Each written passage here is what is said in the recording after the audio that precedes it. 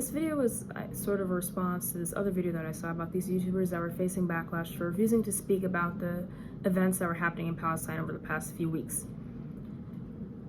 They could have, made a video apologizing for their, I guess, lack of awareness and their ignorance, but instead they decided to defend their position and say that, Palestine was not their priority.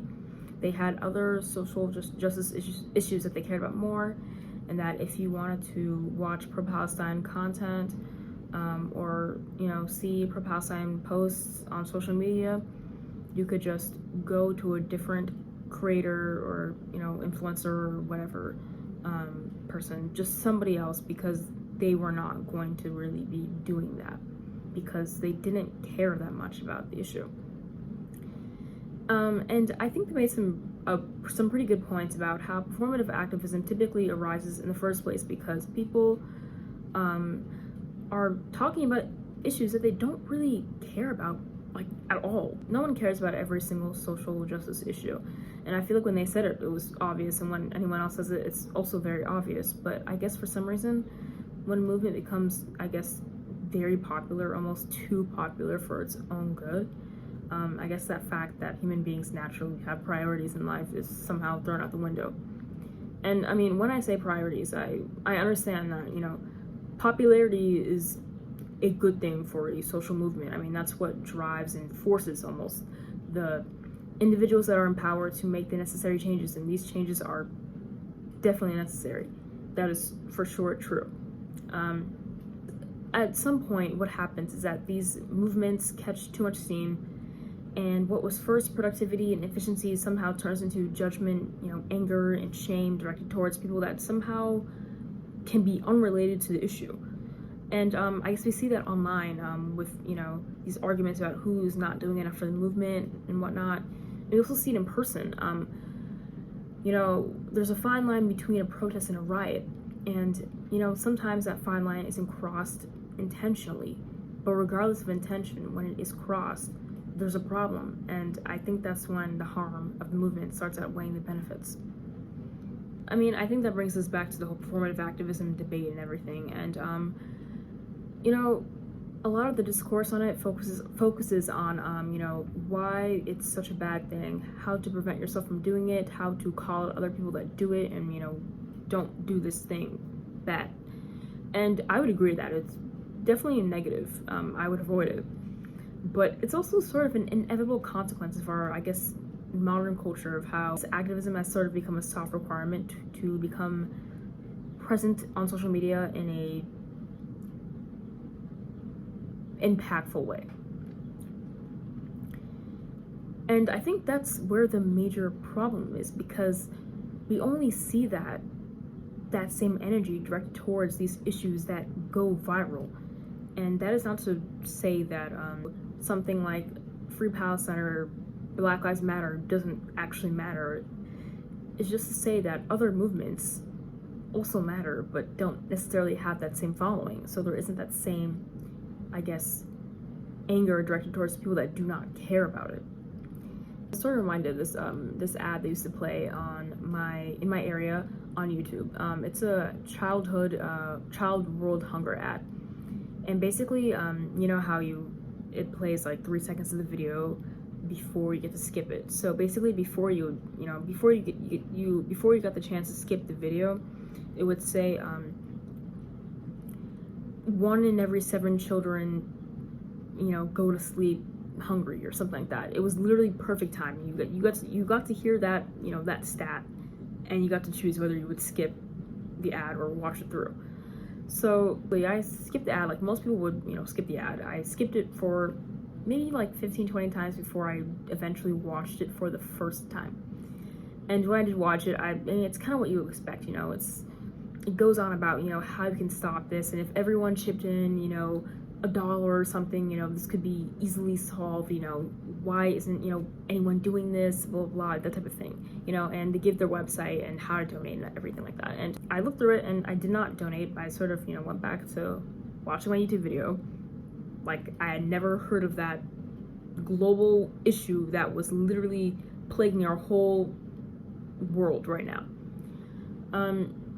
So the point is that I remained complacent and silent about this issue that I was made aware of multiple times, even after I watched the full ad, because this ad showed like on every single video for 2 years. So I was very well aware of this fact.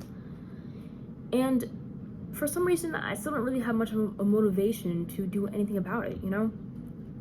I watched the ad, you know, I felt a little bit sad to hear that was the case, but I didn't really feel like I personally need to do something about it, because it just was a bit disconnected from myself.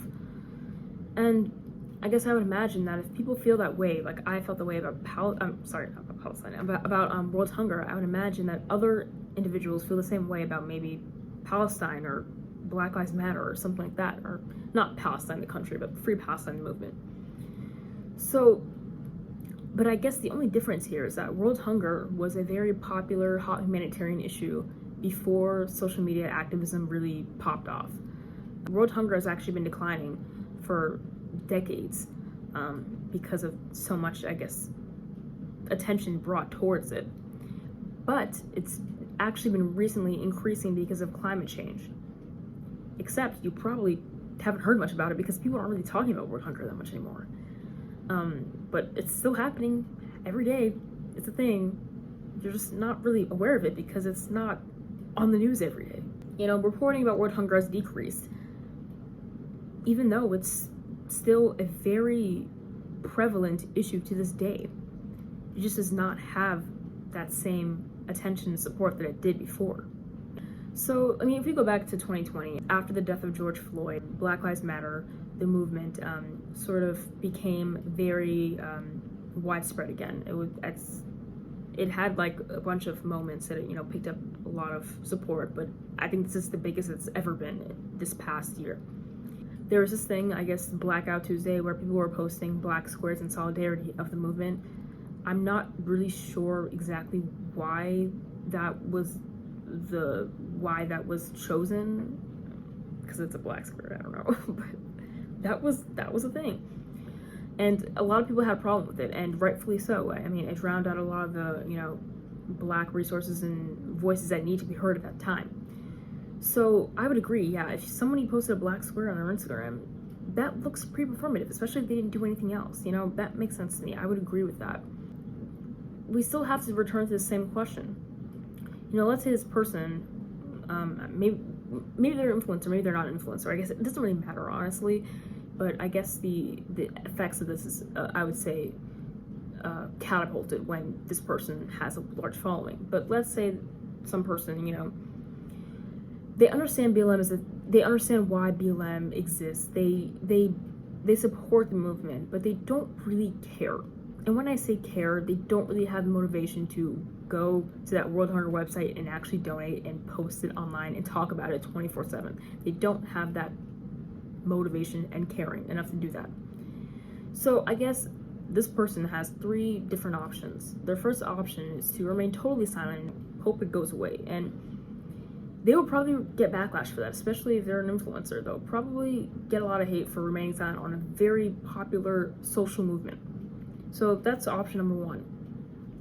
Option number 2 is to do the Blackout Tuesday thing, you know, post a black square.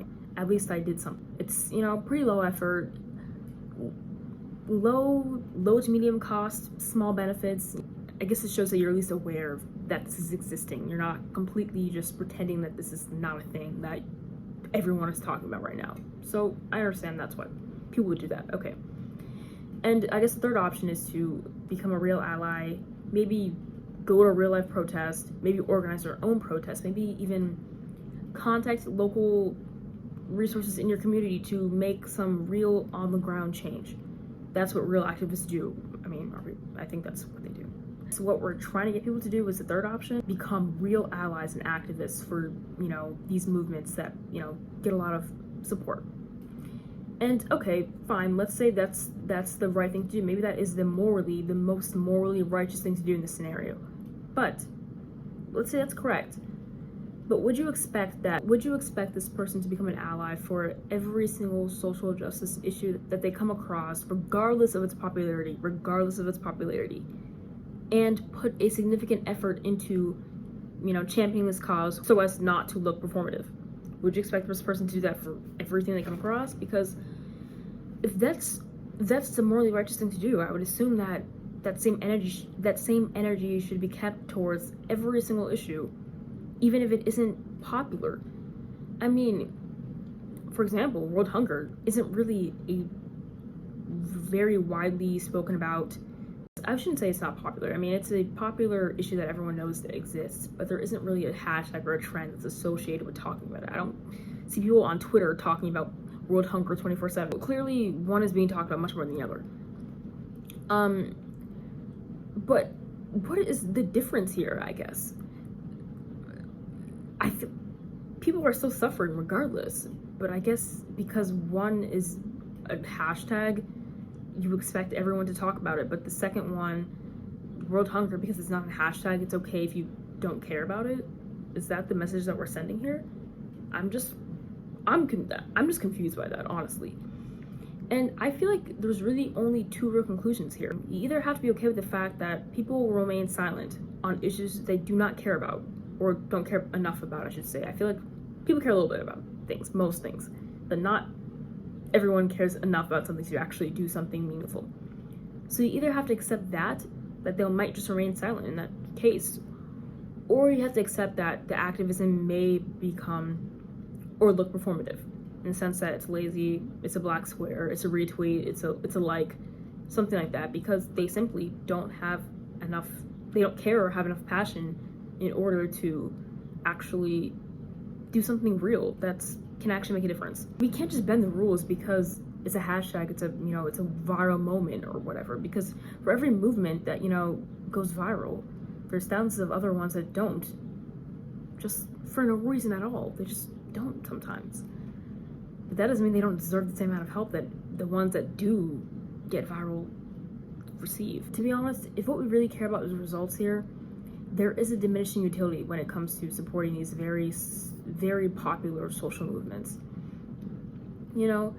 If 1 million people tweet Free Palestine, I'm not sure if the number is 1 million, but it's a lot of people, okay? A lot of people tweeted that over the past month, okay?